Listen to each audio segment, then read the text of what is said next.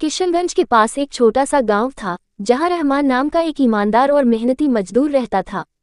उसकी जिंदगी बिजली के खंभों और टूटे तारों के बीच गुजरती थी। हर सुबह सूरज की पहली किरण के साथ वह काम पर निकल जाता और देर रात जब पूरा गांव सो जाता तब लौटता। लेकिन उसकी मेहनत की कीमत बस कुछ गिनती के सिक्के जो उसके परिवार की भूख मिटाने के लिए नाकाफी थे। रहमान की जिंदगी सिर्फ मेहनत नहीं बल्कि अपमान से भरी थी। एक दिन उसकी बेटी आयशा ने रोते हुए कहा, अब्बू, स्कूल फीस नहीं भरी तो मुझे मास्टर साहब ने कक्षा से बाहर निकाल दिया। ये सुनकर रहमान का दिल टूट गया। उसने अपनी पत्नी नसीमा की ओर देखा, लेकिन उसकी आंखों में भी सवाल था, क्या हम सिर्फ पसीना बहाने के लिए ही बने हैं? क्या हमारी कोई इज्जत नहीं? रहमान ने अगले दिन ठेकेदार से कहा, साहब, हमें हमारा हक चाहिए। हमारी मेहनत का सही मोल दीजिए। ठेकेदार ने हंसते हुए जवाब दिया, जो मिलता है उसी में खुश रहो।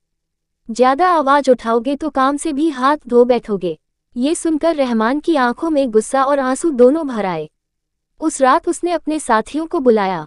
भाइयों, उसकी आवाज कांप रही थी, हमारे बच्चों के सपने टूट रहे हैं, हमारी बीवियां भूखी सो रही हैं।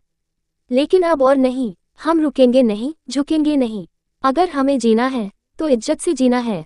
उस रात की बातें हर मजदूर के दिल में उतर गईं। अगले दिन सभी ने काम बंद कर दिया। ठेकेदार ने धमकी दी, तुम्हें भूखा मार दूंगा। लेकिन रहमान डटा रहा, भूख से मरना मंजूर है पर अपमान नहीं। धीरे धीरे उनकी आवाज पूरे इलाके में गूंजने लगी। सरकार ने उनकी मांगों को सुना और उन्हें उनका हक मिला। रहमान की बेटी आयशा फिर से स्कूल जाने लगी।